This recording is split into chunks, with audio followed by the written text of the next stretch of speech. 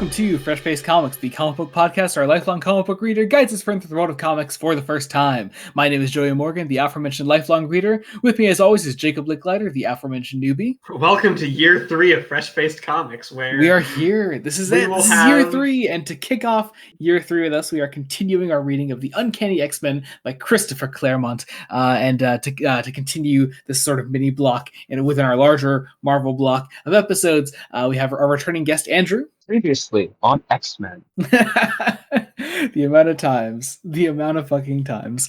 But yeah, we're here talking about the second volume of the Uncanny X-Men. This is X-Men numbers 101 to 110. So we got, a fair bit more than last time, but also, none of these issues are double length, so it evens out, I guess, sort of. They are still short, and they're still short. In that weird bi-monthly scheduling, which means that Star Wars comes out at some point during this volume. Yep. Which of course means, Claremont wants to do Star Trek references. Yes. But yeah. God, the amount of Star Trek references. Yeah. But Jacob, what is the second volume of the Uncanny X-Men by Chris Claremont about? Well, it's about a lot of things, Joey. It's about Jean Grey and her perpetual quest to become an important character with characterization and things to do and not being sidelined for way too many issues in the middle. It's about Sean Cassidy and his ancestral home and and Scotland. It's also about baseball. Mm-hmm. And Magneto is here for an issue. Yep. And yeah, this is there's several points in this where I'm going, oh, this is a comic book in some of the best ways. Yeah, it's really, really fun. Andrew, as a big fan of these of the Uncanny X-Men, what is where does Volume 2 for you at least take the series, and where does it stand in your opinion of the overall run? So the best part of Volume 2 is that it actually fleshes these people out. They have more personal lives, more drama. They feel more like distinct individuals than just one team. And for the low point, I'd say a lot of the stories in this volume are pretty weak, not gonna lie. That's interesting, because I think they all have their strengths. Mm-hmm. Overall, I'd say Volume 2 is a much stronger outing than Volume 1, personally. I think it's stronger. It's definitely stronger. I don't know if it's much stronger, but it's definitely more interesting. It actually takes the time at points to stop and let this team interact for extended periods of time without the end of the world happening. True, very true. There's also space. There's also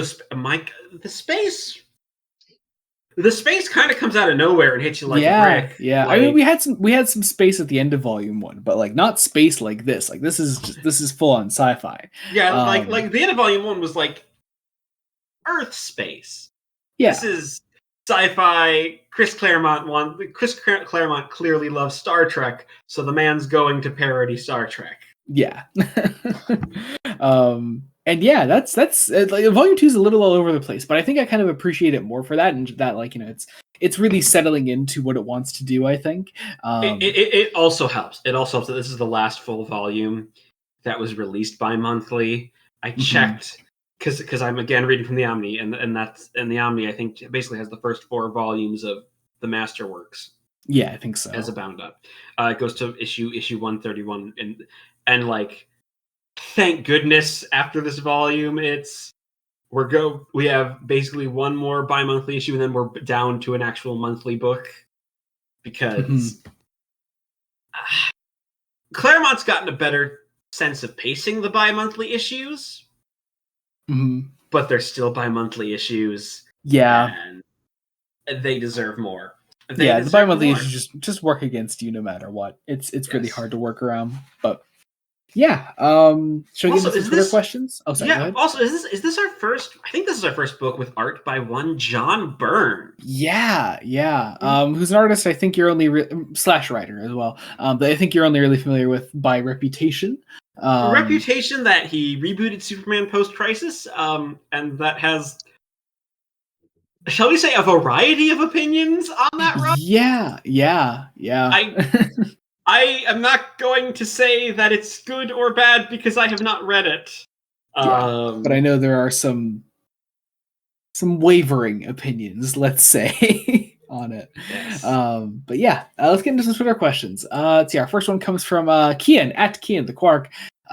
Phoenix stuff. So much to try adapting this. I agree, Kian. I agree. Multiple times, in fact. So many times. You know, how do we want to put money down that when the MCU does the X-Men and like actually folds them into the MCU, because it's gonna happen, they also try to rush and do Dark Phoenix, like, again. It's very possible, but also they may not do it because the MCU is already like skirting around big X-Men things because it doesn't want to be too much like the Fox films. So maybe not. Who knows? Maybe not. Who knows? Who knows? So.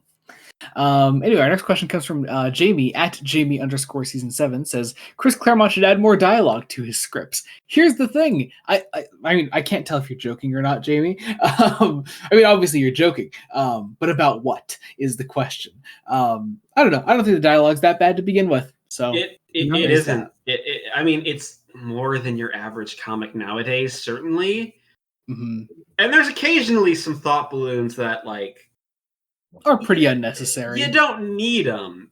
Yeah. But again, it's even sub-Stern levels of dialogue. Honestly, yeah, it's not bad at all, in my opinion. Our next question comes from Pinogram at Pinogram. Says, so of all the X couples that appeared in this set of issues, which one is your favorite, and why is it Juggernaut and Black Tom Cassidy? That that is a question. Andrew, you want to answer that one?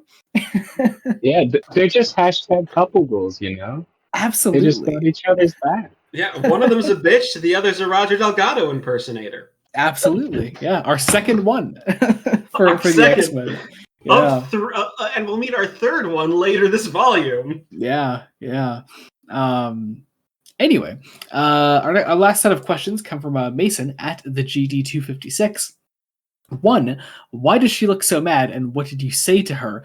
This is, of course, referring to the cover of X-Men 101 with Jean Grey rising from the waters as the Phoenix. I don't know, Jacob, what did you say to her? I said I didn't like her character. Well, I shouldn't say that. I said I found her character to be underwritten and underutilized, largely. Ouch. 2, which X-Men would make a good Universal monster? I mean, the answer is obviously Nightcrawler, right? Yeah. Nightcrawler, especially with how like sympathetic a lot of Universal monsters can be as well. You can really play around with that, I think. Or maybe Beast. Beast could be fun. Yeah. Along the same lines, though. Basically, I guess. I don't know. Anyway, I think Mason was watching it. Did a mini Frankenstein marathon on Halloween, and that's why he asks this question. I mean, it's not a bad question. 3, why do you care that Hugh Jackman as Wolverine is not short? I don't personally. Yeah, no, he's just way too good in the role. Like, yeah. Andrew.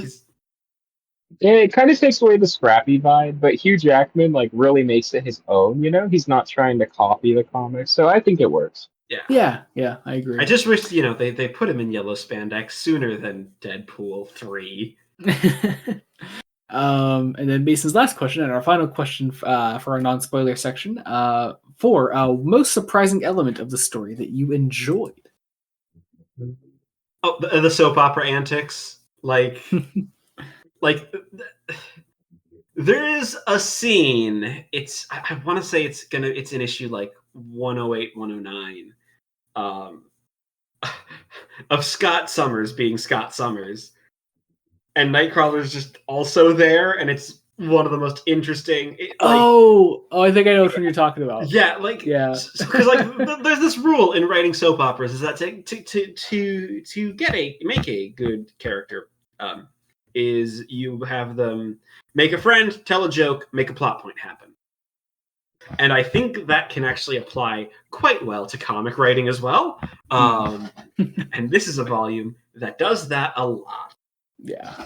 And it's great. Andrew, did you have an answer to that question? Yes. There's a line in volume 104 that I could not stop laughing at. So keep an eye out for that when we're talking about that one. No, all right then, we'll do for the spoiler section. So yeah, I guess that about does it.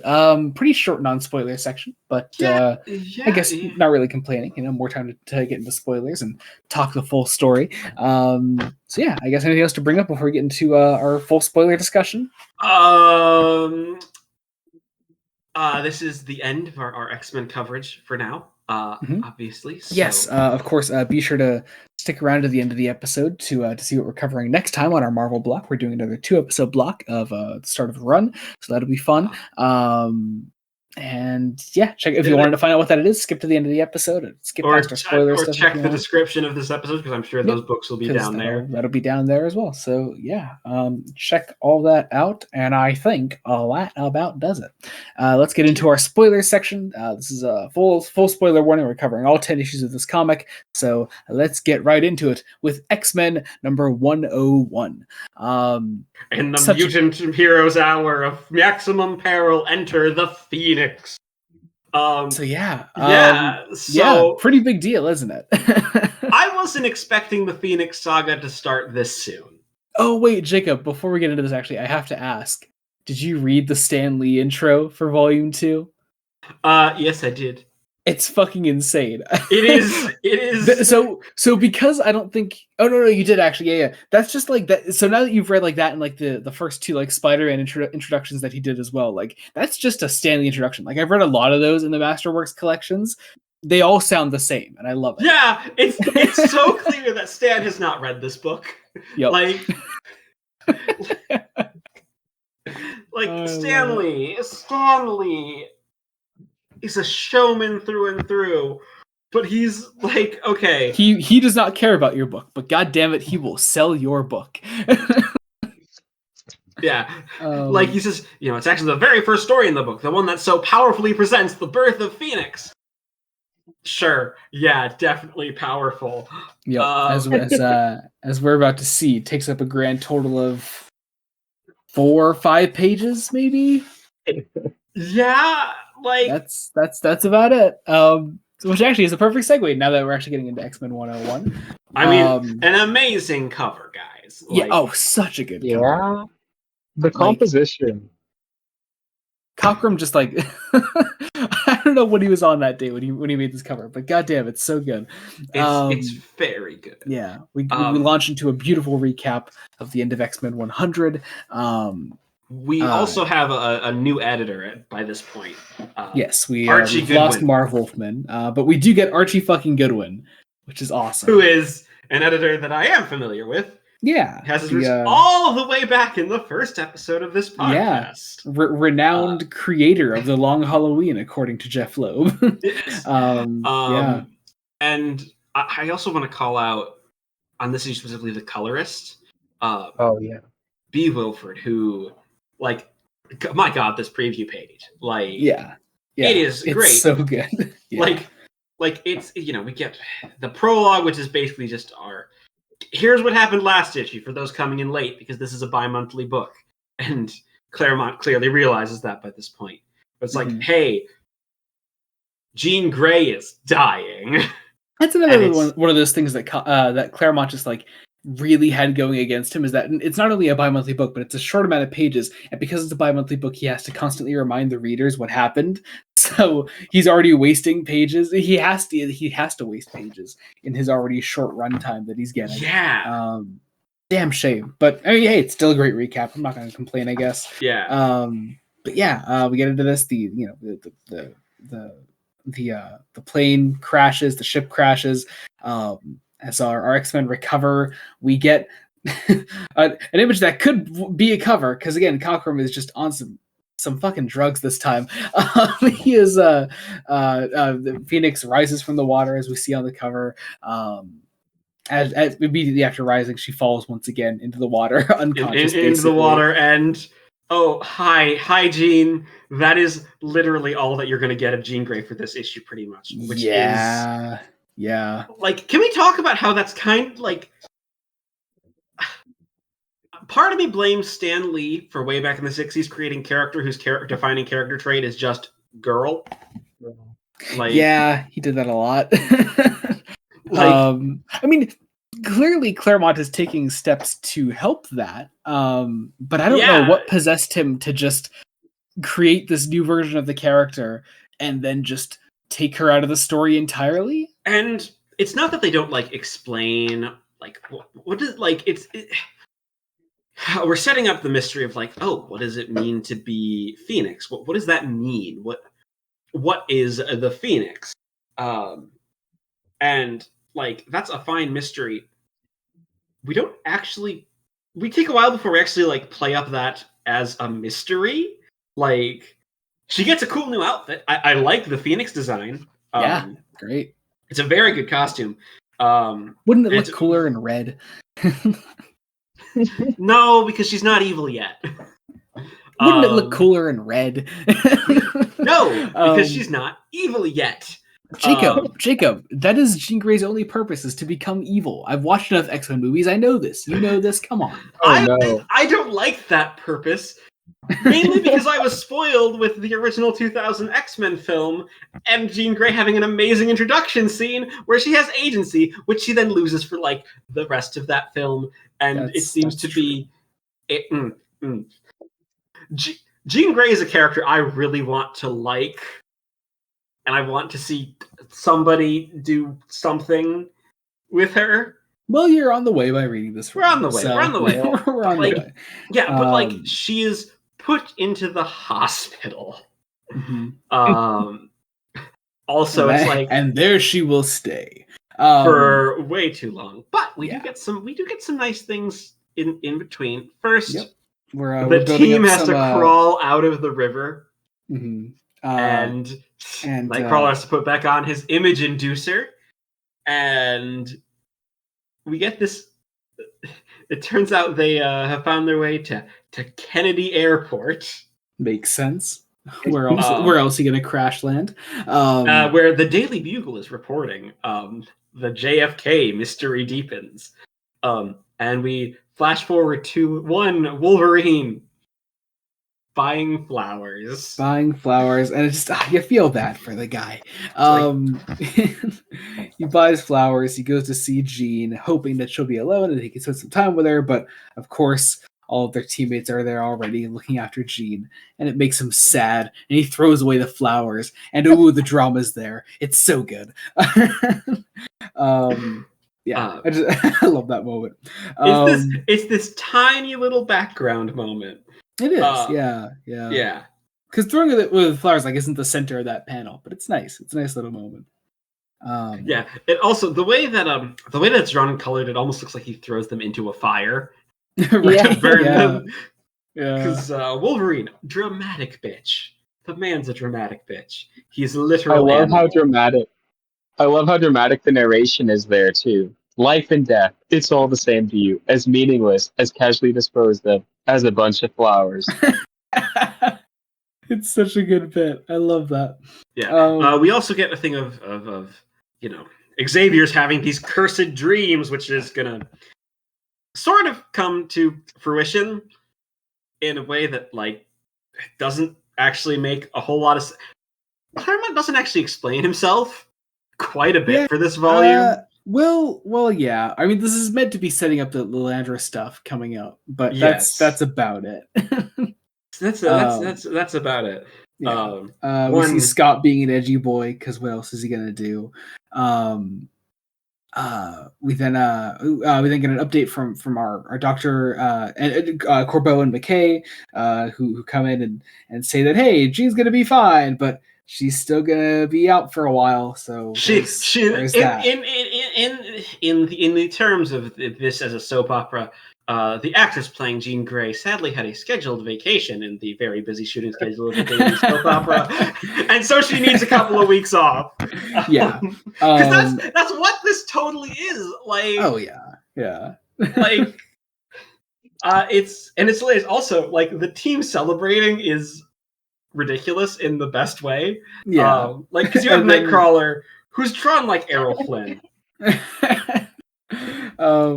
Scott goes to cry then because his girlfriend's gonna be okay. These are happy tears. Nightcrawler sees him crying and closes the door for him to be respectful. And it's oh, I love it. But yeah, we then get some more Drama. Drama as Xavier wants to be left alone with Jean for a while, as he's sending the rest of the team away on vacation. Yeah. And so it's sort of like that it's that Hobbit thing where like Tolkien just like with like just random reasons to get Gandalf out of the plot, so our main characters had to do things on their own. This is that. So yeah, so the rest of our characters are going away, taking a vacation because a letter has been sent to one Sean Cassidy from his lawyer, Mr. Flaherty, that he's inherited the Cassidy ancestral home. So for no reason at all, we are off to the United Kingdom. Absolutely. This happens in the span of 2 pages, where we are at this castle, the Cassidy Keep, as it's called. Cassidy Keep. It's Irish. As our X-Men arrive, they are being watched by a mysterious figure in purple robes with a stick, and he's watching. What's up? The Master. Yeah. Being watched by the Master. Yep. But yeah, they're being watched as they walk into this keep. Inside, they're looking around here. It's a true medieval castle. Well, because it's an old Irish castle. Because I think Chris Claremont just wanted to have someone draw castles. It's a cool castle. Yeah. Who can blame him? Who can blame him? Yeah. Also, we have store, like, everybody is shown to their rooms. Dinner will be served promptly at 8 this way, gentlemen. And she takes a shower by summoning a shower, which is just cool and makes sense. Yeah. Everyone then gets dressed and ready for dinner that night. And Dave Cockrum has so much fun with these outfits. Yep. Nightcrawler goes to pick up Aurora to take her to dinner. Tries out a couple of different looks using his Tony Stark device. Yes. Decides on pretty much the one that he always uses, which the Errol Flynn one. Yeah. And him and Storm walk out to dinner. They're met by all the others, and as they walk into dinner, there's a fucking trap door at the bottom of the floor. A very fucking big trap door. Massive trap door. And surprise, it's Black Tom Cassidy and the Juggernaut, bitch. Yep. And that is where we end the issue. And that's it. Yeah, that's it. Well, also, Storm begins to suffer from some claustrophobia. Yes. It's a very fun issue. I was slightly disappointed by, again, the let's sideline Jean Grey again. Never mind that we just, did something interesting with her character, but yeah, I mean, I suppose the idea is that she wasn't actually a part of the team at the time. She was just like a remnant of the old team that was just kind of hanging around. Because she, like, you look at these like character lineups on the covers that they have. She's like never included in those early on here. So maybe that was it. Like maybe that was the logic behind it. Oh, she's not part of the actual team. Let's not focus on her, which is just a weird decision. But I guess that was the thought process. It's a weird decision when you then like, I'd like to, use this. I'm going to give this character a new superhero name and a new moniker, and eventually give her stuff to do, but like not immediately. She needs to have her 2-week soap opera vacation. Yeah. But anyway, but it could also be to plant the seeds of the mystery. Like they could have wanted the reader to be like, "Oh, who's Phoenix? I can't wait to find out." Yeah, and then they have to wait many months. Like 6 months. Well, I mean, more than that. It's at least a year because bi-monthly book. Yeah. Yeah. Anyway, so X-Men 102 now. Who shall stop the Juggernaut, bitch? I'm never gonna be able to say Juggernaut without adding bitch to the end. Yeah, Um, it's a meme. yeah. Anyway, so yeah, the Juggernaut and Black Tom Cassidy are here to stop to kill the X-Men, I guess. No, so the plan, it's the most soap opera plan yet. It's Black Tom Cassidy wants the Cassidy ancestral home for himself, which, okay, like, he seems to have put himself up very nicely in this home. Yeah, he has it. Like I guess the idea is that he lured the other X-Men here. But like, did he need to? If he wants it to himself, he already fucking has it, right? Well, no, because the lawyer in the last volume was already sending it to Sean to be like, "Oh, you now have it's now your, and the ancestral family home is now yours." Then the lawyer gets murdered, but like after sending the letter. So I don't know what his plan is.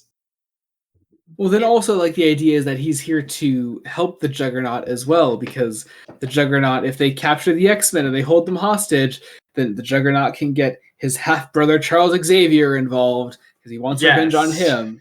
And that's so it's a weird plan. It's a weird plan, man. It's I know we made the joke that it's the master. This is an Anthony Ainley master plan, not an Elgato plan. Yeah. And just the issue even say how they met? Like, it's just like, oh, I'm here with Juggernaut. Yeah. I don't think it even says how they stumbled into each other. Villain team up, man. You can't explain them. So yeah, fight breaks out. The Juggernaut is the Juggernaut. It's a fine fight. It's cool. It's again we get some more. We get some great character moments between Colossus and Wolverine. Yeah. And also you get some more of Storm's claustrophobia, which is really nice to see nice here. Yeah, it's a nice little touch. We get a nice little flashback to her past as well, which is really nice because we hadn't really gotten much of like the team's full backstories. Mm-hmm. So like Storms gets and it's done in a couple of pages that her she was a child in the summer of 1951. Weren't we all? Yeah. Yay, sliding timescale of comics, where her family moved to Cairo, and in 1956 the Suez Canal crisis led to some bombings that led to her parents being killed. And she had to walk on her own 2 feet before eventually meeting Charles Xavier. And that's her backstory. We then go back to the soap opera hospital. Yep. Where Scott and Charles have stayed behind with a friend, Misty Knight, who I don't think you know at all, Jacob. I checked. I'm like, oh, she's a Luke Cage character. I'm like, yes, she is. Yeah. Who is this character? You can find out if you ever fucking continue the Marvel. We're working on it, Joey. You can find out very easily, Jacob. It's right there. It's very early on. I'm working on it. Working on it, he says. Yep. 100%. Yeah. But anyway, so Charles is once again haunted by a vision of a fucking alien woman, and then we cut back to Cassidy Keep. Yeah. Also, Jean died and brought herself back to life, and Scott's being Scott. Yep. Scott is being Scott. But Cassidy Keep. The reason it's a castle is so Nightcrawler can do a chandelier swing. Mm-hmm. That's all it is. That's the whole reason. that's the reason. And then Nightcrawler is found by fucking elves. And leprechauns. We're in Ireland. It's just such a random ass moment. I love it. Yeah, so we find out that Black Tom Cassidy freed the Juggernaut from prison so he could so he could get money from a mysterious benefactor to take this castle and turn it into a death trap. And someone paid them to kill the X-Men, but you're never going to find that out because you'll be dead. Apparently.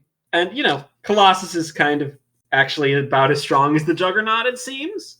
Mm-hmm. Until, of course, a bunch of rubble falls on him, and so Juggernaut is able to stop him, and Storm, because Storm is still struggling with her insecurity with herself and her claustrophobia, and it's cool. And we end the issue there because Claremont knows that he can get 3 issues out of this plot line. Crazy. I mean, he certainly. I mean, he had to. Leprechauns, Joey. Leprechauns, man. The leprechauns are so essential. It's like I want to know: are these leprechauns like? Are they mutants? I don't know. I don't think they get properly explained, do they? No, there are just fucking leprechauns. Because of course there are. And I get it. Comic books. This is the Marvel universe. But also again, they are leprechauns. Yeah. Which brings us into X-Men number 103, Death Siege, or The Fall of the Tower. Yes. Again, leprechauns. The size of these leprechauns varies, I find. They're because before they seemed like, just like little people, pretty much. But here, they're just teeny tiny. Yeah, they're really small. It takes 6 of them to hold up Nightcrawler as they carry him through the secret passages of Cassidy Keep. Yes. Also, why again? They're leprechauns. So, how do they know who Nightcrawler is? They just know, man. Everybody with pointy ears just knows each other, my guy. I was just gonna say that. That's it, man. That's the connection. But they also want to keep him quiet because they don't want to be found out by Black Tom Cassidy and the Juggernaut. So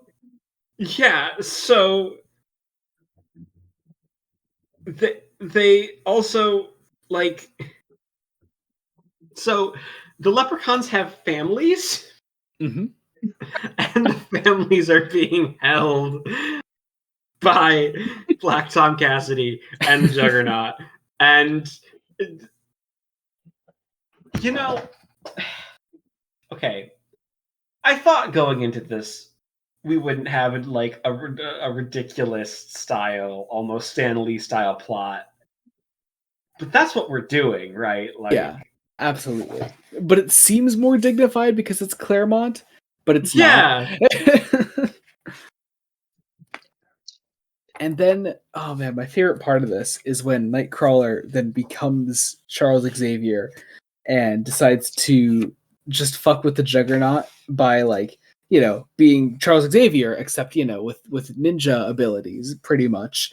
And there's a really long period of time when nobody questions why Charles Xavier is able to do this. They're just like, wait a second, isn't he in a wheelchair eventually? Eventually they say that. And then as part of he can just because and then as part of this Storm breaks out and unleashes breaks this hole in the side of the castle, escapes with some of her friends, and then the leprechauns come to help Nightcrawler, who has now been forced back into his regular blue form, but Banshee has been captured by Black Tom Cassidy and the Juggernaut. And they are bringing him up to the tallest tower to basically, I think they're just going to throw him off to his death. Yeah. Which again, like, Banshee is like one of the only people in the X-Men that can fly. And you think Tom Cassidy, being related to Banshee, would know this. Yeah. Or at the very least would be like, you know what this guy shouldn't have right now? Like, things on his arms that make him glide. You know? Yeah. Because even if he's unconscious when he falls, like, there's a chance that costume's just gonna like lift him up in the air and like he'll be fine. You know? Yes. It gets even more ridiculous because the castle has battlements. Yep. And not like medieval battlements. Giant gun turrets at the top of the towers. If you want Sean Cassidy dead, you have several just shoot guns. Him with those? Just shoot him. They all drove here in a fucking car. Like, just fucking blow up the car. I love this plan so much because none of it makes sense. It's so dumb, but it's so fun. We get another fastball special of Colossus chucking Wolverine. Yep. Up the battlements while he just climbs using his bare hands.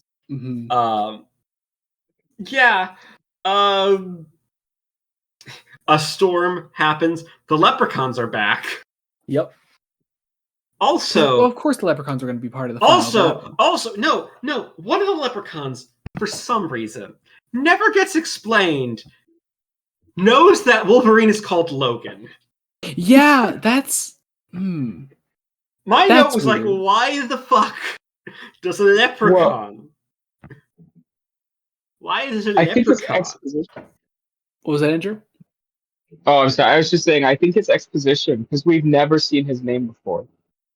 So they're introducing it to the reader. Like, this is Logan. Yeah, but like, why did the leprechauns know that? I don't know. Chris Claremont's insert character is Padrack. And we little people know a lot of things. Yeah, they're magical, I guess. I don't know. Maybe we don't believe in talking Wolverines either. Which I'm like, okay. But like talking Wolverines don't exist. Because that's clearly not the backstory for Wolverine that you're going to go with by this point, because you gave him a human name. Yeah. And then in this beautiful display of love, after Banshee like kicks Black Tom Cassidy off of this cliff into the water below, Juggernaut calls after him. It calls him Tom, just Tom, and runs after him, jumps into the water. And that's the end of that plot line. For now. It's so weird. I love it. And so, okay. So I don't necessarily think they had Lilandra's name worked out by this point. I don't think so either. Because they call her Princess Neramini. Oh, that's her last name. Oh, okay. I don't think they say that anywhere else. Not yet. They explain it during the Dark Phoenix stuff like 3 years later. But that's 3 years later. Yeah. Christopher Claremont. But Jacob, are you prepared for the best X-Men plotline ever? No. As Claremont is about to introduce Magneto into the Uncanny X-Men. Again? Okay, I mean... But you were... I know for a fact you were not prepared for how Claremont had to do this. I was not. So let's get into X-Men 104. Dear listener, I was hearing all of Magneto's dialogue in this issue in the voice of Sir Ian McKellen. As one should. As one is, I think, just going to till the end of time. Yep. So this fucking plot. Yep. This motherfucking plot. Okay. So in between issues, Moira McTaggart, mind you, who is Scottish and not Irish, And I don't think she came with them. Nope. No, called ahead to rent a hovercraft for the team. Makes sense. Makes sense. Perfectly normal activity. However, when Nightcrawler. they start to leave on the hovercraft, Well, no. it gets- They don't get the hovercraft because our preview page tells a story in its own right. oh yes, that is okay. Yep. Of being in with that's like where we're not going to let a hovercraft be used by a bunch of muties. But also Nightcrawler just like Kurt, why are you speaking to the random passersby looking like a devil and In terrifying them in German? But yeah, so it's like we're not going to deal with them. So it's like, okay, cool. Colossus just picks the guy up and is like, I'll just threaten to kill you because you intend to keep our money. It seems only fair that we keep your hovercraft boat, and yet.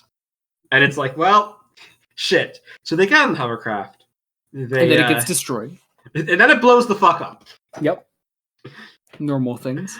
I think at this point Claremont's still in the mindset that we need an action scene immediately to start the issue, or else nobody's going to pick it up. And it's like, absolutely. You really don't. You have something special here. But then, recovering themselves, the X-Men make their way back onto to land. The beach, where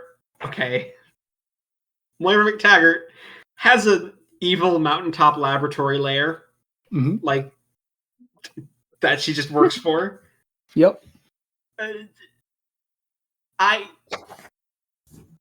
Why? Because that's also Jacob, not the most ridiculous thing in this issue. It's not. You. Oh, it's coming. Don't worry. It's like, wait. She's also, just the housekeeper, but also a professor. Point being, she's here, Jacob. Just she's here. Don't worry about it. Don't question it. Whatever. And then the ground literally lifts up and flings them towards the laboratory. And the metal doors blow open, and he's here. It is Sir Ian McKellen as Magneto. Yes. Okay. So meanwhile, Scott and Moira are checking in with each other, going to this lab where they meet up with one Jamie Madrox. Who's a character that I'm honestly just not that familiar with, but he is apparently a Fantastic Four supporting character based on the editor's note. Yep. But yeah, so Jamie is here to explain what's going on at the moment with Magneto and one Eric the Red, who is returning from Volume 1. You see, Magneto has spent some time recently as a baby. I totally lost it when I read that. Like, oh my god! And Jacob, when you messaged me about that, I was so happy. Just I don't know. I can't explain it. I can't explain this either because I haven't read Classic Defenders. But honestly, I believe the message I gave you. I believe if we pull up the message, because I'm like it's just oh yes, baby Magneto. Oh, here we go. I found it. So you said, "Hey Joey, off topic, but my God, why is Magneto a baby?" I said, yes, you see comics. To which you just said, noted, and then we never brought it up again in our private conversations. Yes, I believe that's how we have to handle Magneto as a baby. Yep. Do you think the baby has the voice of Ian McKellen too, though? Yes, absolutely. I mean, it doesn't talk at all in this issue, but totally. Whenever that thing opens its mouth, it's just Charles, Yeah. it's Charles. great. Yeah. Eric the Red, who is I'm also called Eric. We need to do a two-pronged attack on the X-Men because I want them dead. And so Eric the Red uses. So it turns out Eric the Red is the employer of the Juggernaut and Black Tom Cassidy. Mhm. Like, as if Black Tom Cassidy and Juggernaut didn't already have their own vendettas for attacking the X-Men. Like, just. No, but you see, we needed Magneto. And we have two team members who are like very easy work for Magneto. Because, Wolverine has the metal skeleton, Colossus turns into metal. It's like, I can see why Claremont didn't want to use this character for a while, because kind of run himself into a serious disadvantage here. Yeah. And so Eric the Red has turned Baby Magneto back into regular Magneto, and now we have to deal with him. Yeah. Sure. Just I mean, what else were you gonna do? Of course, you got to just hand wave that away, but goddamn. Meanwhile, back in our base that Moira has set up for our other X-Men, they face off against Magneto, and wow, it's not until this moment that you realize just how many guys on this team are just metal. Yeah, like there are two of them, and they're some of their biggest hitters. Yeah, Colossus is, I don't know if we call Colossus the himbo of the team, but he doesn't give up. He's got spunk. He does. I don't like you saying the word spunk. Anyway. Fine, he's got say moxie. Energy. Moxie. There you go. Moxie's a good word, though. Anyway. So we're fighting Magneto, and it's mostly just Wolverine, Colossus, and Storm, two of which are basically useless in this fight. Banshee's here too. He joins up eventually. And Nightcrawler teleports himself out of the way, because wreckage being shot towards him. But also, dear Scott Summers, the poor sweet Summers child. I've been waiting an episode and a half to use that gag. How have you not found an opportunity before this? I don't know. It's like, oh no, I haven't prepared my team to face Magneto because I thought he was a baby. I thought he'd just be a baby forever. Which, okay, the ethics of this situation is insane, because it's like, okay, you're keeping a baby prisoner. The baby who has the same memories as the adult form. This isn't like some, the second chance at life thing where they are a totally new person. No, this is still Magneto. And he still has, the general memories and hate of the X-Men. Also, doesn't seem to get mad when it's like, I don't recognize any of these X-Men. Like, you'd think, it's just, nope, he doesn't like the concept of the X-Men to their core, which is so bit one note, but okay. So Scott has now arrived to help his X-Men fight Magneto. Okay, this is a weird ability. How does this work? He shoots his laser at Magneto. What is that? Okay, Magneto says, "Caught me by surprise. I was careless, overconfident. I got my shields up barely in time to deflect his blast." Okay, sure. Then Scott is like, he's down, stunned for all the good that does me. I'm hitting him full strength, but I'm not getting through his shield. There's not much time left. He's already starting to gather his wits, pull himself together.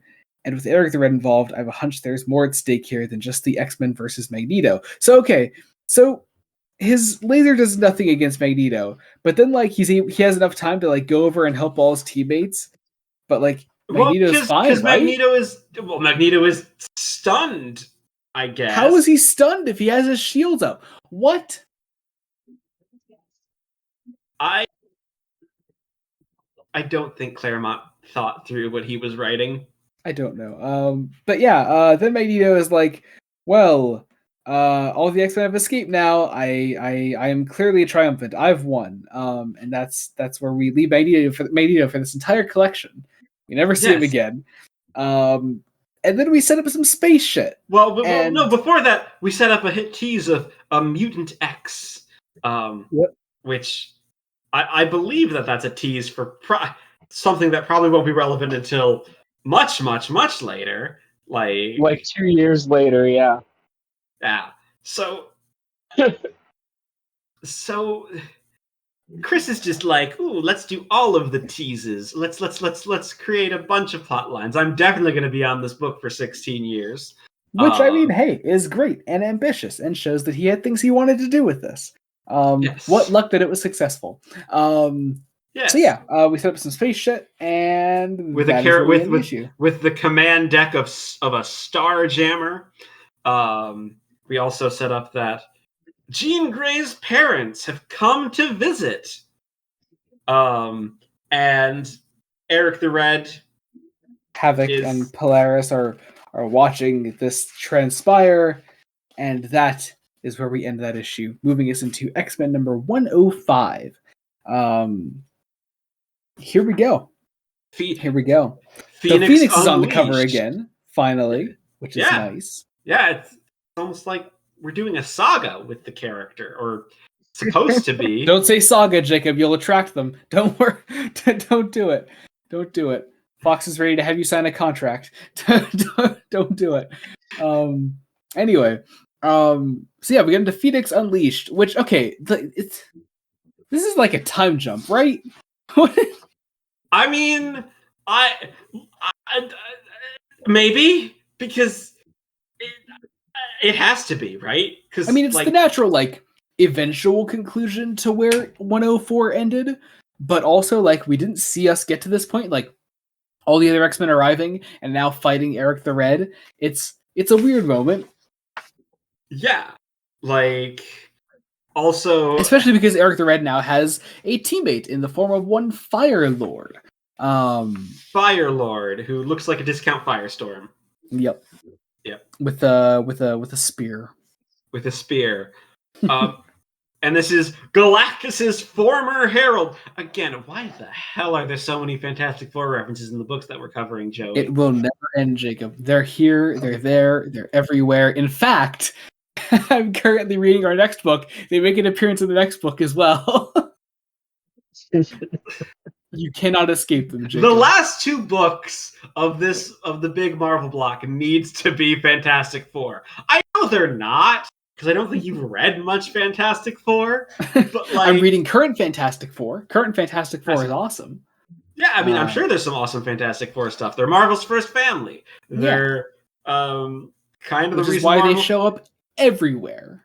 Yeah, but this is Firelord, and it's eventually revealed that Firelord isn't a villain, that he was just lied to. He was tricked by Eric the Red. I don't think Eric the Red is that intelligent of a character. No, apparently he did it. Apparently he did it.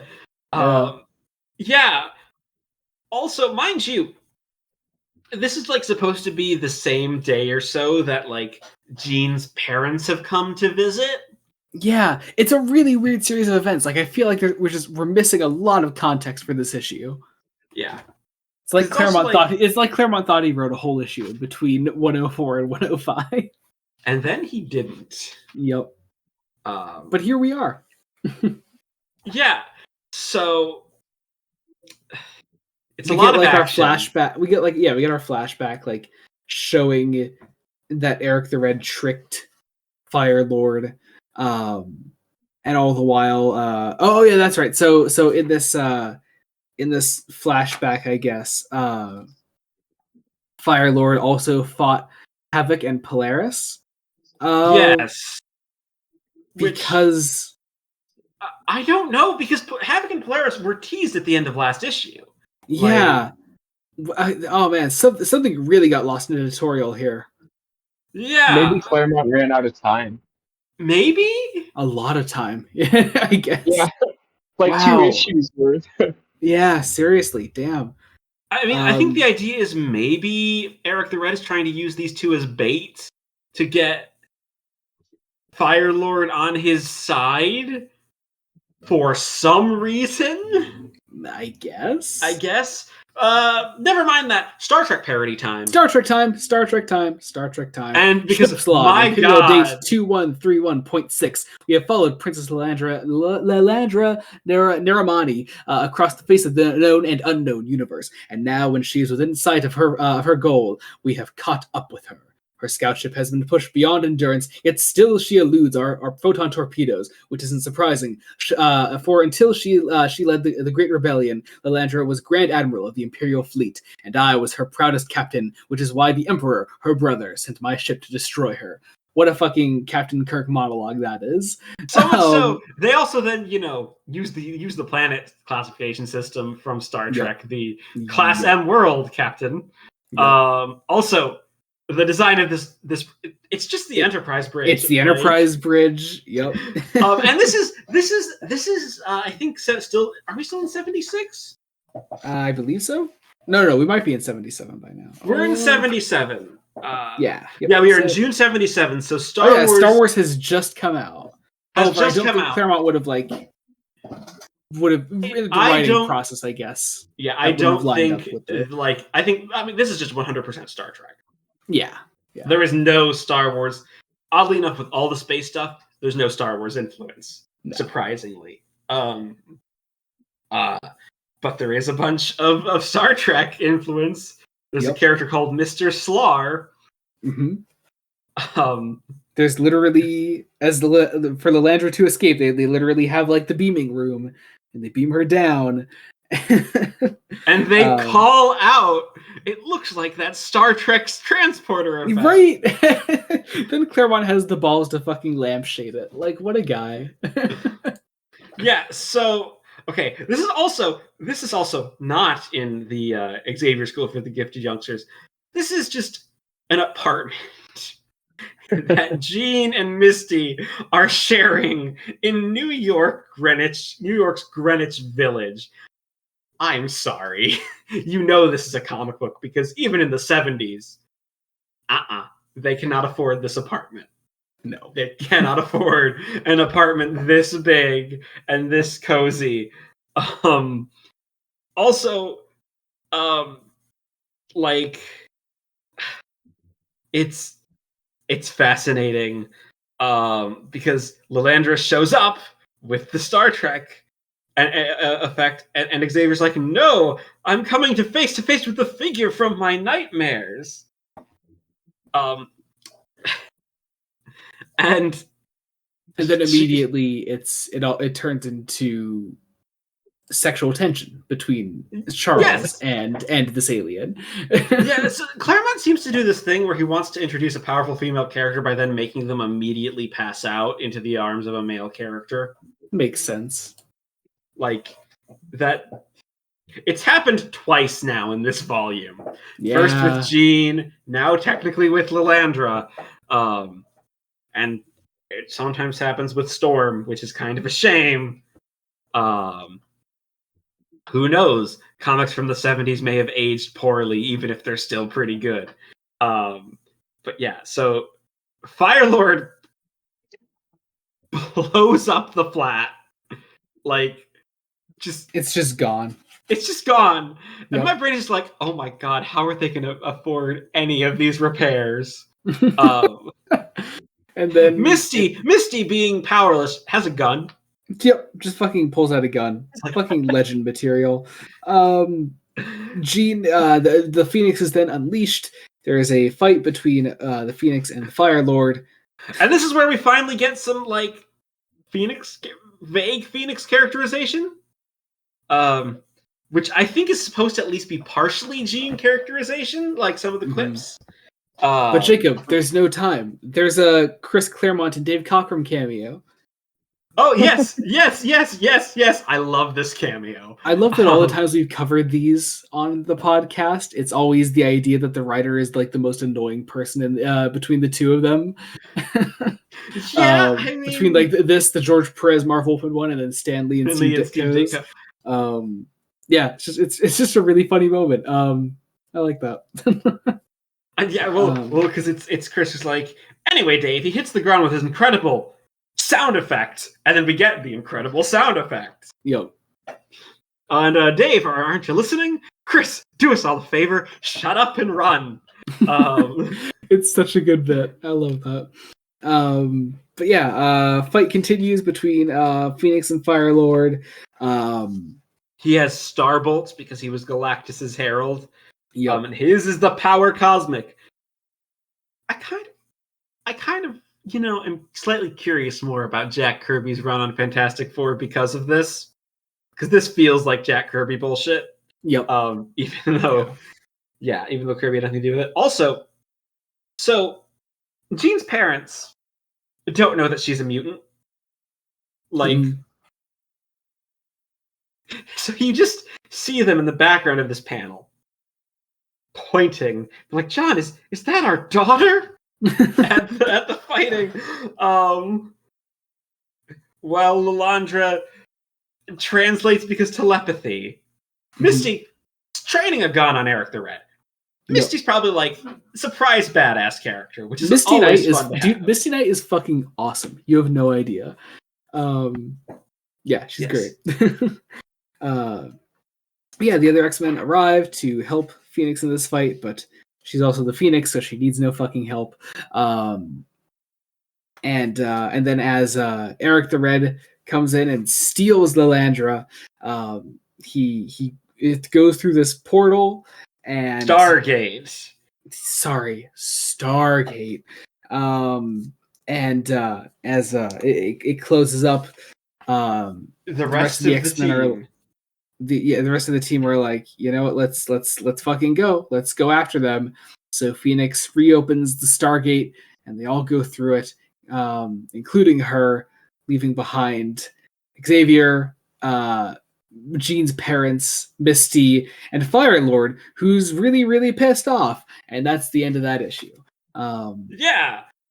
And I'm going to say we're moving into my least favorite issue of the collection, probably. Yep.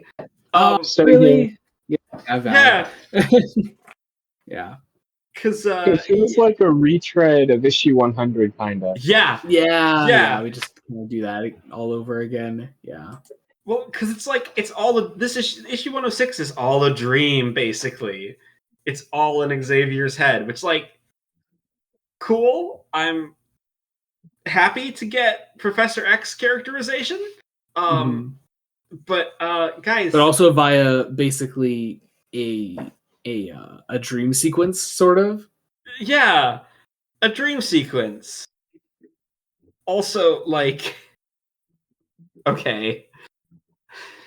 I think it's because Claremont was like, oh, I need to resolve this Firelord plot before I can do my space stuff properly. So Misty's the one to stand up to Firelord, like, immediately. Like the legend that she is. And Xavier thinks that Misty is Moira McTaggart because he's injured and the nightmares are coming. So it's like we're putting him in bed. So okay, now here's the thing. Like, the issue frames are transitioning over to what the X-Men are up to as if, like, we didn't just read the last issue and know exactly what they were doing and be and we're like, wow, why are they in the danger room? Oh, they're training. Oh, that makes sense. That's what they're up to right now. Like, yeah, it's a really weird moment. And then the rest of the issue's kind of shit. It's the X-Men training, and then Angel shows up and they're like, Angel, what are you doing here? And he's like, I'm here to kick your asses. And then Beast is here too, and Beast says the same thing. And then again, it's original Beast. It's not interesting, furry fun Beast. Design furry Beast. It's hand feet Beast. Then Iceman shows up, and then the old Jean Grey shows up, Marvel Girl.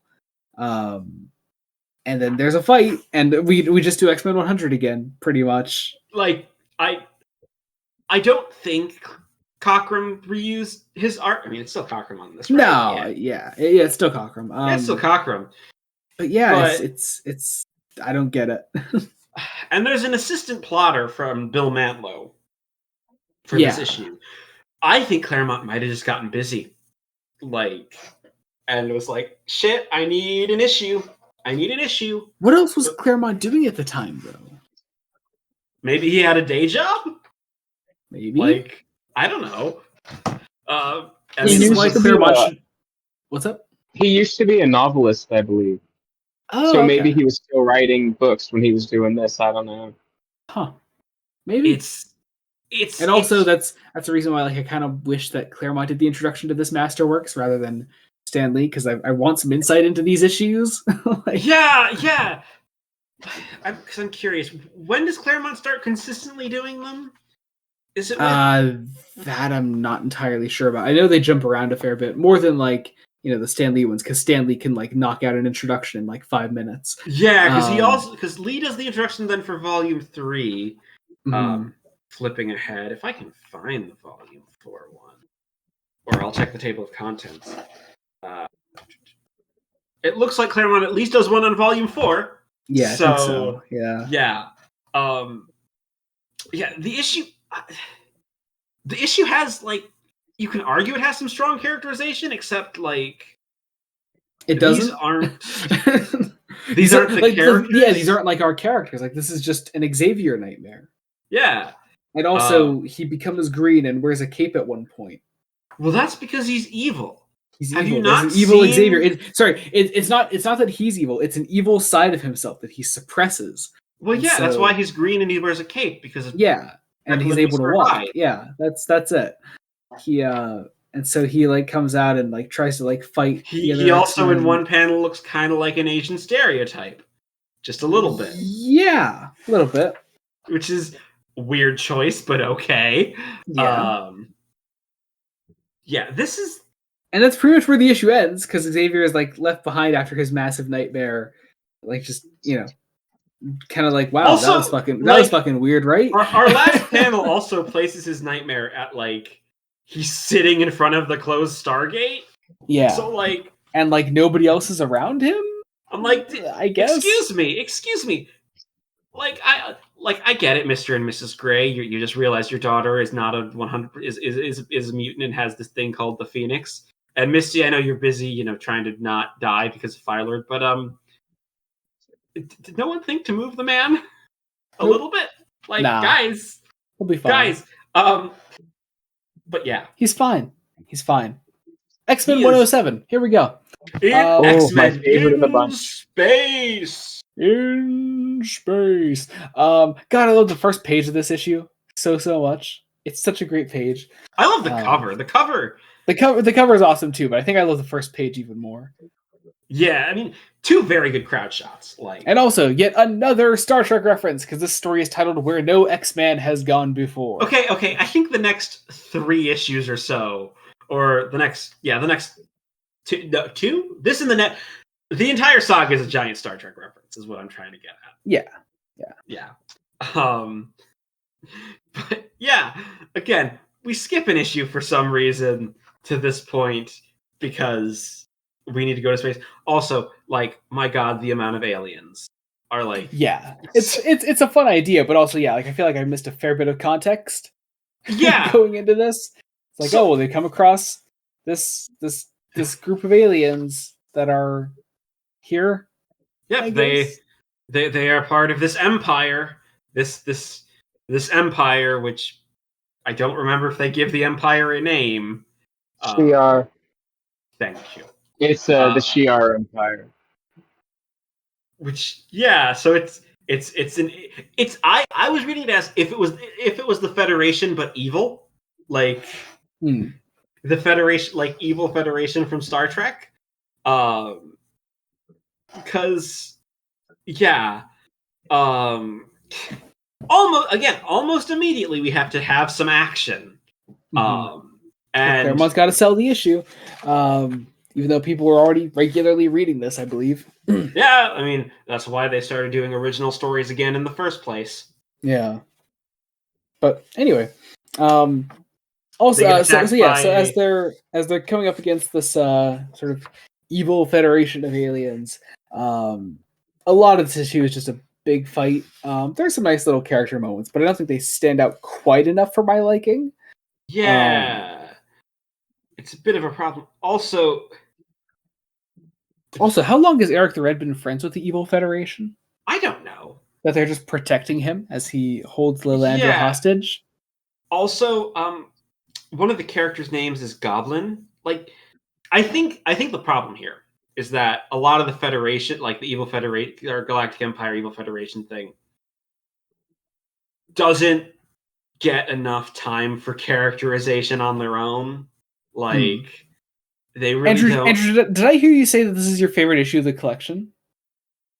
107 and 108 combined are, yeah. Okay, gotcha. Okay. Is there anything I about don't this know. issue in particular that you really loved?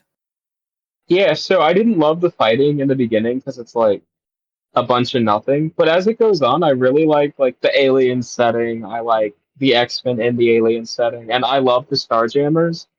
And this is like their first real introduction. Okay, gotcha. Cool. When the issue slows down, it gets better. Yeah. Because it struggles a lot at the beginning here. Like, we have a lot of alien designs and there's a lot of action, and the action flows quite That and well. also the missing context, I think, really hurts the first half of the issue. Yeah. Also, there's a moment where Jean is suddenly weak. And Yeah, I'm needs to not quite sure regain her why, strength. but again, also their new powers. I guess they're taking a lot out of her. Yeah. I would assume. Yeah, that's what's going on there. But also the team has to face, first off, Lilandra's brother in a fantastically green villain outfit. Yep. As well as the Soul Drinker. Yep. It's so good. But yeah, it's a lot of what that is. You get another nice moment of like connection between Lilandra and Xavier. I don't know. That's most of the issue until the arrival, of course, of the Starjammers. Yeah. Which is really what a lot of this issue is leading up to. Yeah. And you get some fun characters here, and they're pretty nice. Yeah, I don't know. I like the Starjammers. They get a great introduction here as enter a legend. Yeah. And that's where we start to like close out the issue, because that's like they get introduced like right at the end of it. Yeah, right at the end. Right quickly. I think part of this, because the Omni includes the letters pages, and in the last couple of letters pages, they start to promote the new Guardians of the Galaxy. A couple issues. So, I have a feeling that somebody was told, hey, we're going to do a space book of the future. So you got to put some space things in here. And of course, Claremont was happy to oblige, because Claremont's a Star Trek fan. Like clearly. Massive Star Trek fan. But also, like, it's a lot. It's a lot. Yeah. Also, I think the Starjammers are cool in principle, but I don't think they get enough time, especially not in this issue, to really, really work. Again, it's the problem of these are shortened issues, and they're bi-monthly, and Claremont can only deal with so many characters at a time. But Jacob, you're missing the most important thing here. There's a Fantastic Four appearance on the last page.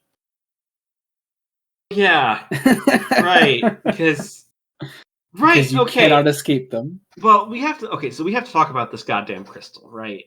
The Micran or whatever crystal, which is, I think, I don't know why that's bringing a memory of, is this how Dark Phoenix happens or something, or has something to do with the Phoenix energy stuff.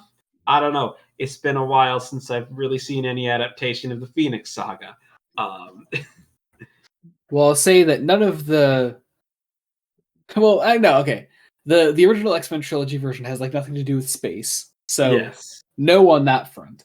The Dark Phoenix movie called Dark Phoenix, introduces a space element into it. Oh. It is not the same space element from the comic, but there's space. There's space. There's space involved. So what you're saying is we need to keep Jean Grey out of space. Pretty much. Or just away from water, I guess. Or according both. to Bryan Singer. According to Bryan Singer. And anyway, X-Men 108. Here we go. Armageddon now. A taste of Armageddon reference, possibly. I don't know. Maybe, but I don't know. I'm stretching a bit with that one, but I mean, hey, there are far too many Star Trek references in this book for that to really be a coincidence. Again, anyway, we have to do more recap. More recap, but also welcome one John Byrne. John Byrne is here, and yeah. Andrew, were you trying to say something? Because you're coming through a little muffled. Oh, sorry. No, I was just cheering because I love John Byrne's art. Yeah, so I think I like Byrne's art more than Cochrum's. I'm conflicted. Conflicted. I like both. But doesn't Byrne stay on the book for a really long time? Byrne's on for a while. Yeah, But hey, more Fantastic Four appearances and Black Panther and Ant-Man and the Wasp. Yeah. Or is he Yellow Jacket at this point? He's probably Yellow Jacket. Yes. Also, Cap. Yeah, Captain America is here. And I think Beast. And Beast, yeah. Is that Beast from the back? Yep. Yeah. We've got a full-on 70s Avengers lineup here. So okay, guys, add him to the tier maker for next year. No, I'm not doing that for this appearance. It doesn't count. That's not a full proper guest appearance. I mean, that's fair. But also, I actually like the cameos in this one. Yeah, they're mainly because they're limited to a single page, unlike some other cameos, Mr. Lee. That is the reason that Hulk and Daredevil were included on that tier list. So. Yeah, and that is the reason Hulk is an F tier character. Because I've only read one issue of Spider-Man as a character. Oh, listeners are gonna hate me, but Jacob, you know what X-Men needs more of? It needs what? more Human Torch. I think the Human Torch needs to be in it a lot more. I agree. I mean, is it really going to be like a Marvel comic if the Human Torch doesn't have a very close connection to one of our team members here? Come on. Gives a lecture about the power of perseverance. Yep. Convincing Scott Summers to go on. Come on. And ask Jean Grey out on an actual sense. date. Yeah. Anyway. Yeah. So back to the space shit. But yeah. So there's some little gremlin-looking things. Yeah. This is Jaff, a guardian of this gate into eternity. I love the design. It's just a really cool design, and also he's really strong. It's cool. It's a fun idea. I don't know. It's really nice for someone who's as short as Wolverine to meet someone shorter than him that's also stronger than him. Right? It's very fun. Also, so we had Wolverine in a different costume because his clothes got ripped. I'm curious, were they toying with making this Wolverine's permanent costume? I doubt it. Because it looks a bit too close to it could influence the eventual Wolverine costume because there's the brown and yellow one. That's one of his big ones. So maybe. It looks a lot like Sabretooth to me. Like it could be laying the groundwork for him, for his look. Maybe. Yeah. Maybe. Especially since there's so many iconic X-Men characters that are going to be introduced and created for this run that we are nowhere near meeting at this point. But we have basically a Star Trek episode. Yep. We got little Gremlin Man fighting the X-Men all by himself. There's a giant robot who is the second Guardian that they have to fight. As we continue, we go. Oh man, there's this Well, this issue I think is really made by the whole Phoenix sequence that we get around now. Well, because the Phoenix sequence allows Jean to be a character, like like well, it actually finally examines what she actually went through when she died and came back. And it's such a shame that it took 7 issues to get to this point. Yeah. I can count. There's somewhere around there. Yeah. But yeah, I don't know, it's an actual like proper examination of like what Jean is going through right now. It also makes Jean feel like powerful, and like I feel like this idea of power, at least initially, is Claremont trying to do a statement on the fact that Jean Grey in the original X-Men run was just the girl. Because I know Claremont will introduce a bunch of other female X-Men characters. Like I know Kitty Pryde gets introduced by Claremont. Jubilee, he already introduced Storm. I'm sure there are others, but like Rogue. How did I forget Rogue? She's like, I forgot Rogue, Jacob. You've been watching the Bryan Singer X-Men movies. Come on, that's the Rogue trilogy right there. Yeah, she's also one of the best ones. But yeah, I don't know. I also love the idea that that is actively that introduced here that like that there's that Phoenix and Jean are like two completely different entities, like actively within her. Yes. And that Phoenix is like feeding on this power that she's experiencing right now, and Jean is like slowly losing herself to it. It's a really cool idea, and we're finally getting like Claremont like playing around with this. It's really, really good. Also, there's this moment where Storm reaches out to her, which to be an anchor in the cosmic maelstrom, which I really like. Like, I really hope Claremont can explore this sort of female friendship between these two characters. Or at least I hope he does, because yes, he does. Yeah, he does.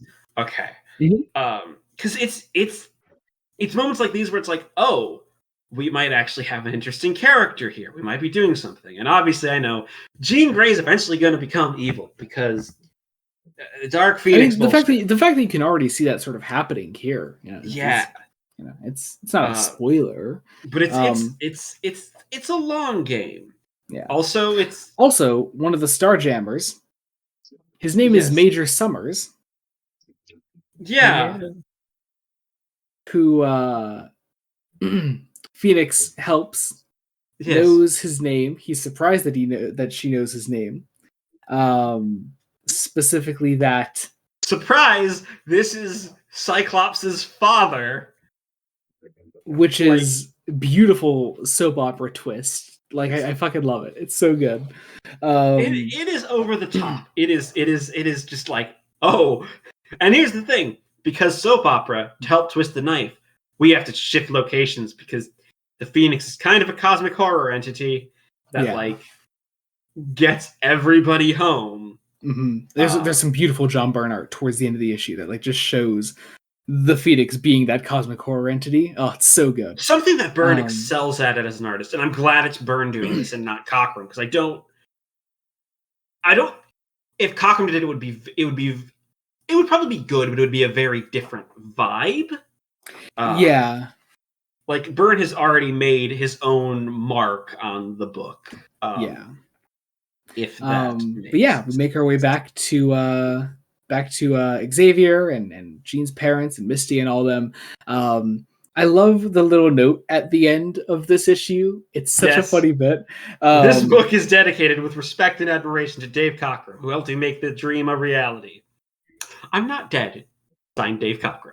It's so good. He just left the fucking book, and like John Byrne treats it like he died. It's so good. But yeah, this brings us into our second to last issue for today, X-Men number 109. Still no Uncanny, still the all new, all different X-Men. I think, isn't Days of Future Past the first issue that uses Uncanny? I don't know exactly which one it is. Or maybe it's a different one, I don't know. No, I think you're right. Maybe. I don't know. Anyway. Anyway. But yeah, here we go. Number 109. So everyone's back. Everyone's happy. Everyone's having a good time. Everybody's home. And guess what? This is the first issue where we don't open with an action sequence. Really. It's so nice. It's so nice. good to see. So we get these. First off, already character moments on the first, on like that first, the preview page, of Xavier promising Lilandra that this will be your home as it's been the X-Men. Nightcrawler being told off for teleporting in the house, and Wolverine just like, I need to strip and get out of these clothes, or I will. He's die. already Hugh Jackman. Yes. Get a great reunion between Banshee and Moira, which is cool. Yes. And Storm has her own little garden. Yeah. Up in the attic. Yep. And she's tending to her plants, causing a storm. Also, Jean's parents are downstairs. And they're going to have a talk. They need to, talk to their daughter, because what happened to her? So I'm just I'm just a Lovecraftian cosmic horror entity, Dad. You can't do anything about it. You can't do anything about it. God. Not a phase, Mom.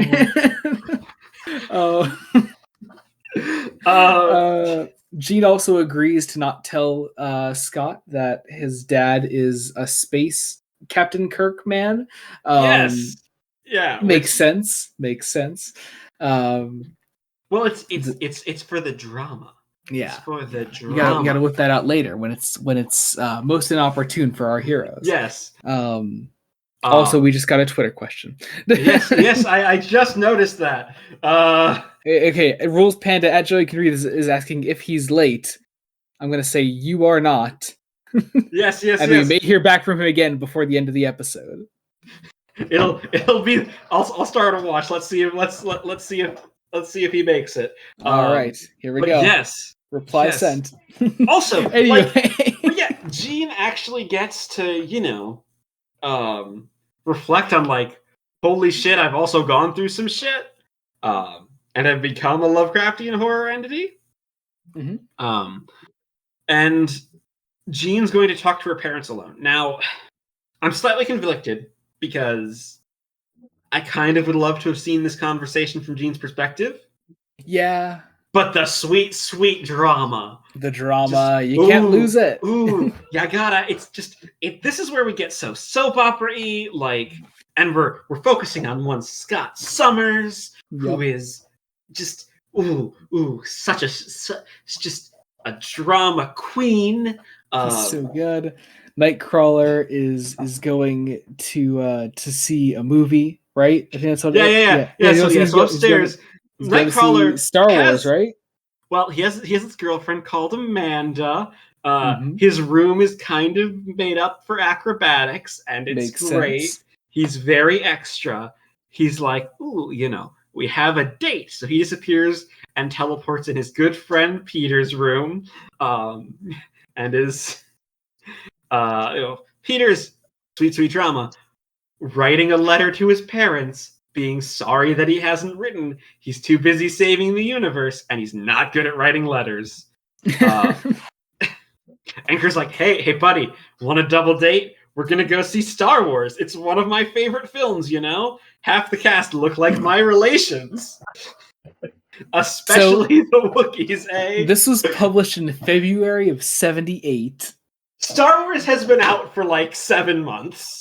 Star Wars has been out for fucking 10 months. No, 9 months.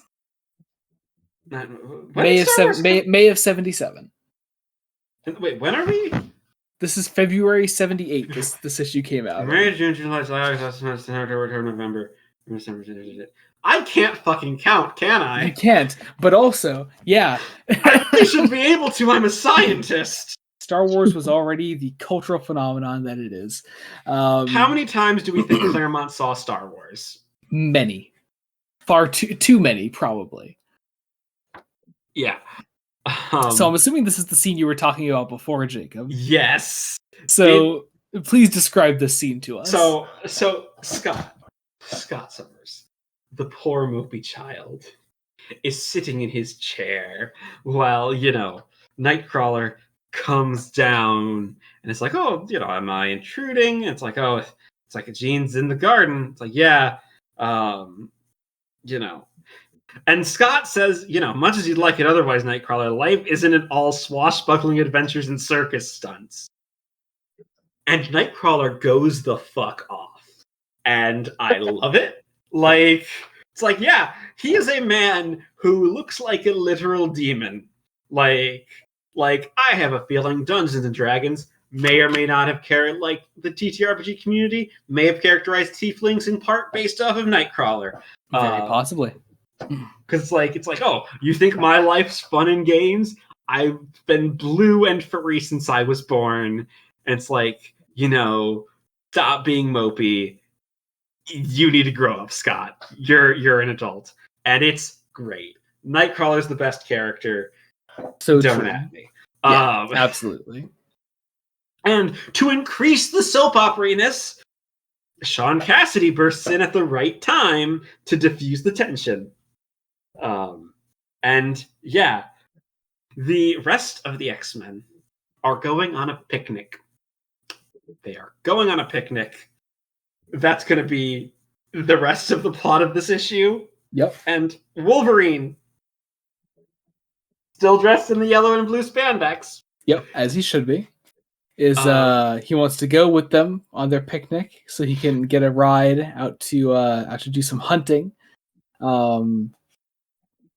So yeah, as they get to where they need to go, Wolverine is attacked by someone named Weapon Alpha, who wears a Canadian maple leaf on his suit, and it's beautiful. It's beautiful. Well, he's James McDonald Hudson, better known as Weapon Alpha.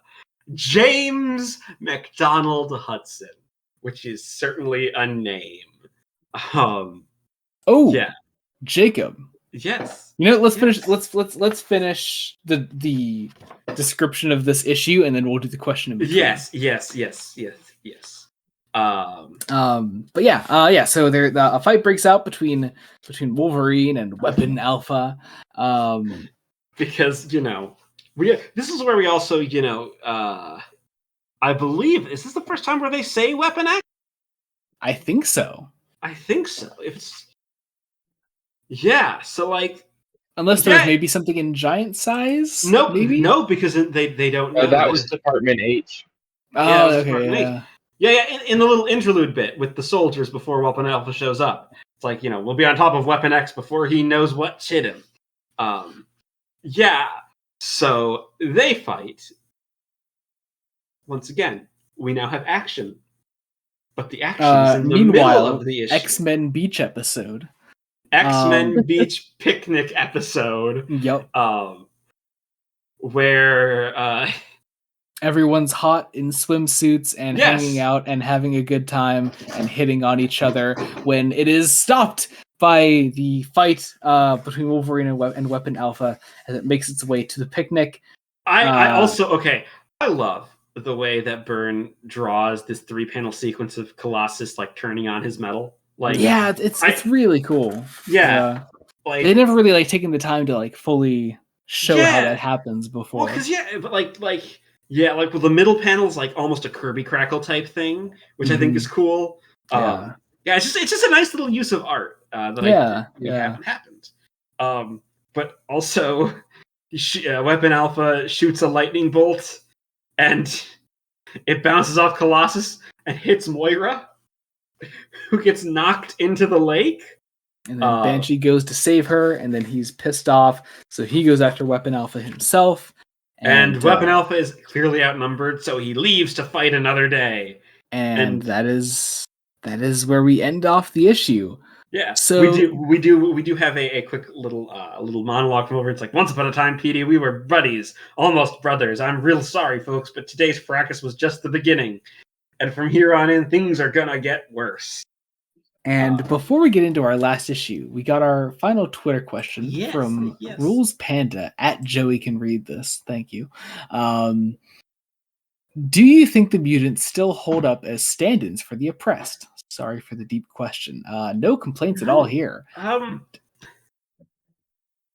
I think We sort of brought that it up earlier. yeah, I mean to expand a little bit on the ideas. I think they're all outcasts and weirdos. They're always going to be the underdog, and I think you know as we still live on under the systems that we live in, they will always fill that niche. And if they're not filling that niche, whoever's writing them is doing something wrong. That isn't to say there aren't bad ways to fill that niche. Mhm. I'll also say it's not always the same type of oppression that they kind of represent. Um, some of that I think depends on the story, and the ideas. But I think to make the X-Men work, they have to be outcasts and Yeah. and weirdos, and Mhm. I don't know. That's probably part of their appeal. Yeah. Yeah, The definitely. biggest part Why of their appeal. it's why a lot of these characters I think still connect with so many people these days. Andrew, any thoughts to add on that? Yeah, I definitely think that they still hold up as like a mirror for oppression because, like you were saying, it can always be tweaked to like what's relevant for the day. Um, Yeah. it's interesting is how X2, the film that we'll be covering at the end, tweaks the oppression allegory to fit the early 2000s in some interesting ways Mhm. versus the 1960s versus what's interestingly Claremont hasn't really done much with that angle yet. Mhm. Not saying that he won't. Because I know the premise of stories like Days of Future Past, I know that he definitely will. Mhm. He just hasn't yet. Um, Yeah, and we'll get there. We'll we'll get get there. there. Yeah. Yes. All right. I guess let's move on to our final issue for today. X-Men number 110. Here we go. Here we go. Baseball. Baseball. Baseball. Baseball. There's no rule that says a bunch of mutants, including a teleporting demon person, can't play baseball. But can they play baseball fairly? Is the thing. The answer is apparently yes, actually. Yeah, I mean, you'd think they'd be like, we're not like you'd think they would implement a no powers rule because I think it would honestly be more fun to see them all play baseball with their power. I mean that's what we see right now. Yeah, but like only one of them, only with Colossus. Well, Jean also uses her Oh yeah, powers. that's right. Yeah. Gee, I forgot about that. Yeah. Yeah. And But like Wolverine. everyone goes all out, like Nightcrawler especially. I think like he would win immediately. Yes. Um, but yeah, Yes. just a great fun little sequence. We get a moment of Scott and Jean being happy together, and that makes Wolverine sad.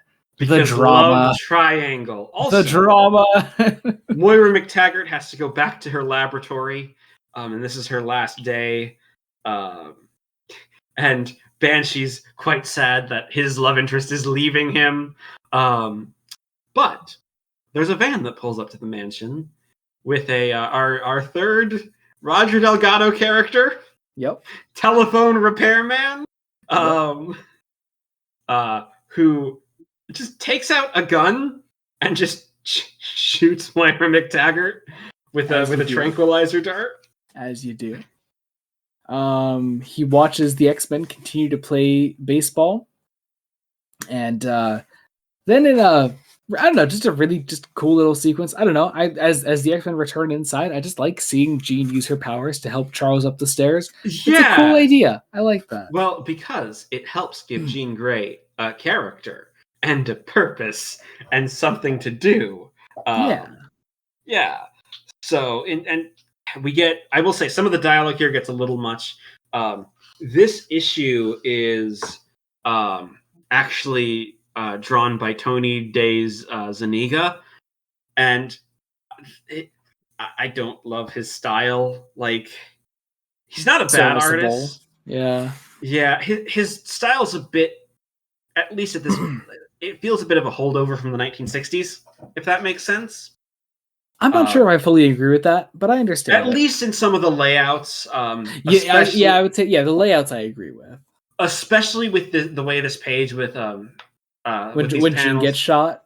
When Jean gets shot, when Moira gets shot, when Jean is taking Xavier up the stairs, like the way he draws and the thickness of the inks, his inks are a very 1960s style, and it's like, ooh. that kind of condenses things, and it kind of makes you notice that there are more words on the page. Yeah, I gotcha. Yeah. But yeah, a lot of little panels to tell the story too. As the team gets trapped in the danger room, and that's our plot. It's taking kind of the fear of Xavier's dream from back in 106 and making it a reality for a few pages, and I think it actually works here. Yeah. If only that dream from before wasn't like an entire issue. But beside the point, I guess. Also, it helps that these are our actual characters, so like they're actually released because we've now had an issue and a half of a lot of time devoted to character interactions. Mm-hmm. The character interactions are just now more they sparkle more. Like yeah, and also we get a nice another nice call out to Storm's claustrophobia in this whole sequence, which is nice. Yes. So it's just a nice little consistent character beat. We get some nice teamwork between our team members here. We see how their relationship and combating their enemies has developed, which is really nice. We also never mentioned this guy's name. This is Warhawk. Yes. Who is the ultimate soldier. Yeah. Wolverine recognizes his gun. Yeah, so it's and then because we have Colossus on our team, he basically just gets punched out by the end. Yeah. And that's that. We close out a nice scene of like just the X-Men kind of like, chilling together. It's it's nice to see them just like being genuine friends with each other, kind of being like family like with one another. It's cool. And yeah, that's where we sort of close out the issue and close out the collection. That's that. I'm kind of surprised it isn't like how the first volume ended with the big cliffhanger. I mean, it works out for the fact that we're not going to be reading some more X-Men for a while. So, it definitely works out. I'm happy for that because I know that this is the end of the block. If I left you on a cliffhanger for who knows how long, I would not be happy. I would be very, very unhappy. So yeah, be happy it ends on a nice little note like this. So yes, that was the Uncanny X-Men Volume 2. Comparing the two volumes, what do we think is stronger? I actually think that the second volume is slightly stronger. I agree. Only so slightly. How about Andrew? I like Volume 1 better in terms of the actual stories in it, and I like the character interactions better in 2. So they kind of even out to me. Yeah. I will say, like, in terms of scores, I would give, like, Volume 1 an 8 out of 10, but I would give Volume 2, like, an 8.5, just because those character interactions are so strong. Like, it's very much we've really sparkled with this team, and they're very breezy. It's a very breezy read. Both volumes are. The second one especially, because they're all 17 to 18 page stories, which kind of a shame that they're not longer stories, but I'm happy to have them. I'm happy to have made a dent in this run. I'm excited to see where the run goes, even though I know we're not going to get back to it for a while, because we're starting a lot of runs, and I think this year we're going to be starting this upcoming year on Fresh Face Comics. We are going to be starting a lot of runs because we have at least 3 more Marvel runs. Yep. Plus some DC runs. 3 more Marvel runs to start up. I will say in our next big DC block, which we're coming up on, we won't be starting as many runs. But we'll still be starting a couple here. In fact, we'll be finishing a couple that we started a while ago. So yeah, that'll be cool. That'll be cool. But we did some adapted material today. Yeah, so X2 X-Men United, which is a title that often gets just called X-Men 2. But X2 X-Men United, you can't forget the whole thing. It's classic. What a great film. It is. Despite being significantly longer than X-Men, it's just stronger in almost every regard. Like, it's so good. Yeah. The characterizations have largely slotted into place. A couple of characters still get shafted. Hi, Jean. Poor Jean. Poor Jean. One of these days, someone's going to write a live action Jean Grey incredibly well.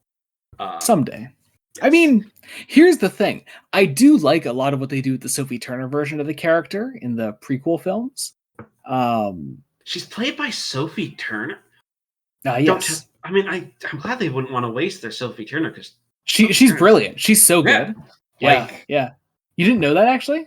I didn't. I don't really know who a lot of that cast is. That cast gets slept on so much because it's not the original cast, but like that the prequel cast is so damn good. Yeah. We need to watch those films someday. We do. Again, of those films, I've only seen Days of Future Past. Fucking insane. Anyway, I will say it's very weird seeing X2 and seeing Kitty Pryde not being played by Elliot Page. Yeah. It's Katie Stewart, I believe, is the actress who plays her. Elliot's awesome when he does eventually get to play the character. Yes. But yeah. Also, Alan Cumming, Brian Cox. Alan Cumming, yeah. Alan Cumming gets the best scene in the whole fucking movie. That scene in the church. Yes, so good. Him and Brian Cox are like the highlights of the film for me. I fucking love Brian Cox's performance as Stryker. Yeah, he's brilliant. That whole film is just so good. It's a very good film. It needs. Yeah. It probably needed a different sequel. Because. Yep. Oh boy, that sequel. Yes, it did, Andrew. Don't you say shit. No.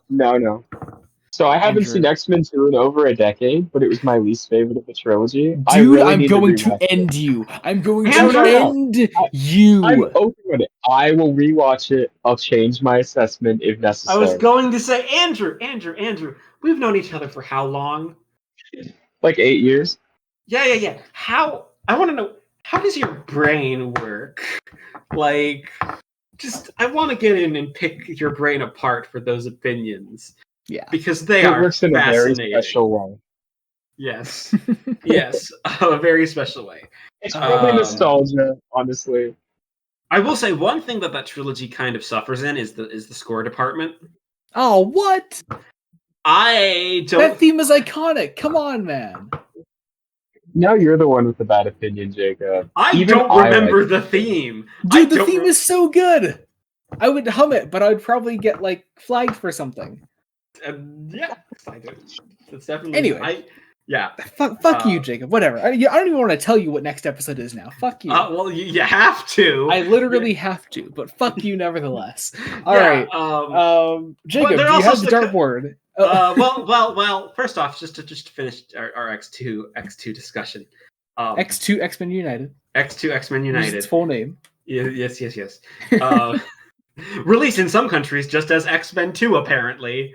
Because, I will say, Ian McKellen as Magneto in escaping from prison with the blood. That sequence. That scene goes hard. Yeah. And it's one of one of my favorite shots in any superhero movie, because it's we're gonna do take this to its full conclusion. But before I get the dartboard ready, Andrew has to dartboard himself. Oh, as the guest. You want to take a guess at what our next episode, or I guess rather our next 2 episodes of our Marvel block of Fresh Face Comics is? I will say, so once again, going in order, we've done a 60s block with Spider-Man, a 70s block with X-Men. Next time we are going into the 80s. So what do you got for me? So my joke answer is that you're going to do Spider-Man One More Day. God damn it. And my serious answer is I think you're doing Frank Miller Daredevil. Okay. Jacob? Well, you see, Joey, I was checking dates. When episodes are going to be coming out and things. And the next 2 episodes are coming out on November 20th and December 4th. And, well, checking past dates, December 5th was episode 50. No, it was episode 30. Sorry. I can count. I'm off tonight. So it'll have been, sadly, approximately 1 year since you subjected me to the work of one Frank Miller with The Dark Knight Strikes Again and forever traumatized me. And my opinions. Go listen to that episode if you haven't already, because I lose my goddamn mind. So I have a feeling that I'm going to lose my goddamn mind in the complete other direction with one Daredevil by Frank Miller. That's I don't really like pay attention to those things like dates and all that, like when the episodes have come out and when they are coming out. But I'm also now looking back at it as well. Dark Knight Returns also came out in December of 21. Yeah. That's really fucking weird. Remember, wow. In episode 5, we made a deal. You would give me at least a year's break in between Miller. Well, I guess you'll be happy to know then that next time on Fresh Face Comics, we're talking about Daredevil by Frank Miller and Klaus Janson. This is gonna break my mind, isn't it? Because this is gonna be the one that's good. Like it's this. I don't want to get your hopes up too high, because I mean, I guess saying it's the best Frank Miller I've ever read isn't like a ridiculously high bar. But like it is the best Frank Miller I've ever read. So I'll say that, and I'll pretty much temper your opinions with that. Yeah. So how are we doing this? Okay, so there are these really nice 3-volume collected paperback editions called Daredevil by Frank Miller and Klaus Janson. They're split into 3 volumes 1, 2, and 3, and that's what we'll be covering. So okay. we're doing the first 2. First 2. So one and volume 2. So Uno and Dos. Uno and Dos. Yeah. I don't know. You don't have anything of it, do you? You're probably going to have to end up doing digital, if I were to guess. We can see. Let's go to the lovely. We can figure out how we're doing that after the episode. Yeah. Yes. But I will say for those sort of following along, I guess the collection that is going to be volume 1 that we're covering next time collects. Let's see. It does start off, believe it or not, on 2 issues of Peter Parker, the Spectacular Spider-Man, number 27 and 28. Then goes into Daredevil, number 158 to 161, and 163 to 172. It is 16 issues. 16? They are also 17-page issues. Okay, that helps, but also 16. 16 issues, a lot. Yes. And Frank Miller did not start the run as a writer. He was exclusively an artist when he started on the run. Interesting. So yeah, it's going to be one of our more interesting author, single writer / artist runs that we've done. It'll be really interesting. So yeah. Anyway, let's close this shit out. Thank you all so much for listening. As always, wherever you're listening to us, be sure to subscribe, leave a rating wherever you're listening to us. Spotify, Apple Podcasts, Google Podcasts. Be sure to subscribe to the YouTube channel, Blood Donut Studios, and check us out there. We do a lot of cool other things on there, such as I release a series of watching through Star Trek for the first time with my brother. That's been really fun. At the time of this coming out, we have just released Bread and Circuses. Yes, that is accurate. Yes! Haha, I knew it this time. We're coming up on the end of season 2 of Star Trek, so that's fun. As if there wasn't enough Star Trek conversation in this podcast. Also, if you didn't see my Twitter update or the update on the community post on YouTube, our latest episode of Breaking Brian, Better Call Saul Season 4, that was supposed to be out at the end of last month, got delayed. Some scheduling conflicts, things didn't quite work out with my friend Brian that I record these things with. It's now coming out at some point this month, which may affect the release of the rest of the series, but I will keep everyone updated through Twitter posts. So be sure to follow me on Twitter. That'll be in my link tree below, at Jomo with 3 underscores. And I'll also have community posts up whenever I have updates on when episodes of Breaking Brian are coming out from now on. So there's that. Just be on the lookout. And Jacob, what do you have to promote? My blog. I finished reviewing the Russell T Davies era of Doctor Who. Well, the first one, obviously.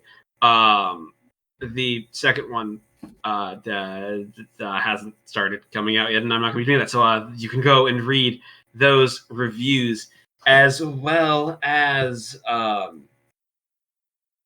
reviews of Star Trek along with Joey. And by the time this comes out, I will also be, have been doing several book reviews. I should be finishing up my big Cosmere read. The Doctor reviews that will be replacing the RTD stuff will be continuing the 8th Doctor Adventures in the near future, as well as my in-depth analysis of Book 4 of the Wheel of Time. So I'm doing a bunch of stuff on my blog. Yeah, and that's that for that. Cool. Love. Yeah. Nice. We did that pretty okay, didn't we? Go us. Yes. Andrew, anything for you to promote? I don't know if you actually do promote anything. I always forget. No, Cool. it's all good. I don't have anything to promote. Cool. Well, it's always lovely to have you on. Yeah. It's good to be on. I'm sure you'll be on sometime in the nearish future, whenever we do Teen Titans again, probably. Yes. So yeah. All right. I guess that does it. As always, I'll leave our link trees and things like that down in the description below, as well as a link to the book we read on today's podcast, as well as the books we're reading next time on the podcast. Be sure to check that all out. That'll be in the description below. So yeah, that about does it. Thank you all so much for watching. Until next time, this has been Joey Morgan and Jacob Licklider. Andrew. Goodbye. Goodbye.